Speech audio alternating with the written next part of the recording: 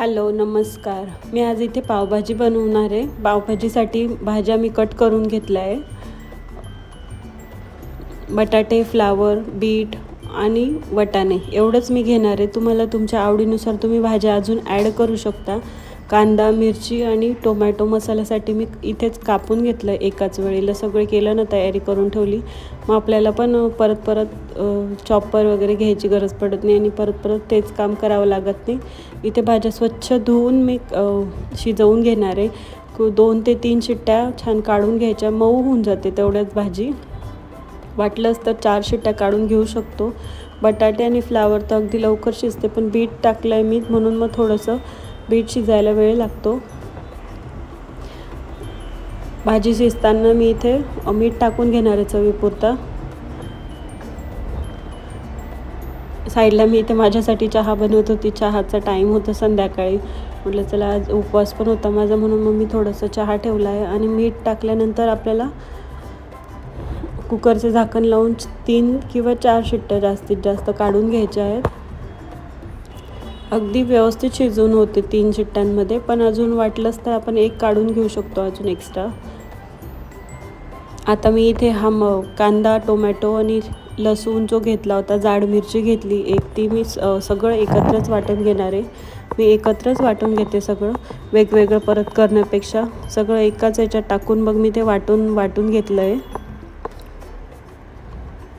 माझ्याकडे इथे कोथिंबीर नव्हती म्हणून कोथिंबीरच्या काड्या ज्या असतात ना, हिरव्या नरमवाल्या किंवा कोवळ्या काड्या ज्या म्हणतो आपण, त्या जरी टाकल्यानं अजून छान टेस्ट येते. इथे माझ्या कुकरच्या शिट्ट्याही होत आहेत. अगदी सोप्या पद्धतीने मी घरात जसे आपण नेहमी बनवतो तशी मी पावभाजी बनवणार आहे. झटपट होते, वेळही लागत नाही आणि टेस्टही अगदी छान लागतं. जास्त तामझाम करायची गरज नसते. इथे माझा चहाही झाला. तर मसाले मी काढून घेतले. सगळं तयारी मी आधी करून घेते, मग स्वयंपाकाला लागते. इथे लाल तिखट, लसूण, चटणी आपण जे म्हणतो कांदा लसूणचं चटणी, ती, गरम मसाला, धनेपूड आणि मीठ मसाल्यापुरता घेतलं होतं आणि पावभाजी मसाला सगळं मी एकत्र काढून घेतलेलं आहे. आता कुकरची वाफ निघली होती. थंड झाल्यानंतर मी त्याला मॅश करून घेते. वाफ काढल्यानंतर मी इथे बटाट्याच्या मॅशरने छान मॅश करून घेते.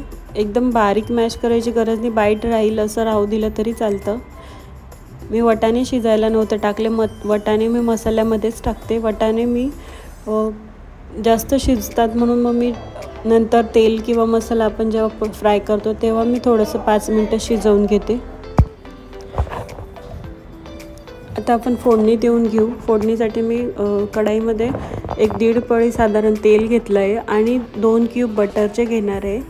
बटर एकदम रूम टेम्परेचर आहे. बटर पण मी 2 क्यूब त्यात टाकून घेणार आहे फोडणीमध्येच. छान मेल्ट झालं का मग आपल्याला जिरं मोहरीची फोडणी घालायची आहे. आणि जो वाटण वाटलं होतं आपण ते पण त्यात ॲड करून घ्यायचं आहे. हे कच्चं असतं म्हणून थोडंसं 5 ते 7 मिनटात आपल्याला परतवून होतं, पण थोडा वेळ लागतो परतवायला. बारीक गॅसवर आपल्याला परतवून घ्यायचं आहे. हे छान मसाला भाजून घ्यायचा आहे. जेवढा भाजला ना तेवढं टेस्टमध्ये फरक आपल्याला जाणवतो. माझं ती गॅसची फ्लेम थोडी मोठी होती म्हणून मी इकडच्या साईडला ट्रान्सफर करून घेतला आहे. छान परतवून घेतला आहे मी कांदा, तो मसाला. आणि मग लाल तिखट जे आपण मसाले काढून ठेवले होते, पावभाजी मसाला, धनेपूड, सगळं मिक्स करून एक बटरचा क्यूब टाकला आहे. बटरचा क्यूब वरतून टाकल्याने छान स्मोकी फ्लेवर येतो. मिक्स करायचं आहे आपल्याला. आणि जे वाटाणे काढून ठेवले होते मी ते पण त्यात आता ॲड करून घेणार आहे. मसाला मला थोडासा कोरडा वाटत होता म्हणून मी ते भाज्या शिजवल्याचं थोडं पाणी ॲड केलं आहे आणि मस्त परतवून घेते.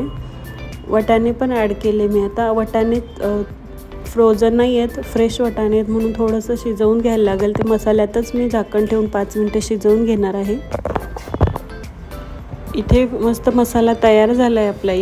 छान परतवून आणि 5 ते 7 मिनटात मसाला तयार होतो. आणि ज्या भाज्या आपण शिजवल्या होत्या मॅश करून घेतलेल्या त्या आपल्याला त्यात ॲड करायच्या आणि छान मिक्सही करायचं आहे. थोडंसं पाणी मी ॲड करते, थोडं मला घट्ट वाटत होतं म्हणून आपल्या कन्सिस्टन्सीनुसार आपण पाणी ॲड करून घ्यायचं आहे. इथे भाजीला उकळी आली आहे. मस्त भाजी उकळल्यानंतर आपल्याला फोडणी तयार करून घ्यायची आहे. फोडणीसाठी मी तडका पॅनमध्ये बटर आणि थोडंसं तेल घेणार आहे. परत मी इथे फक्त पावभाजी मसाला जो आहे तो मी त्यात ॲड करणार आहे आणि छान तडका तयार करून घेणार आहे. वरतून आपल्याला हा तडका भाजीत टाकायचा आहे.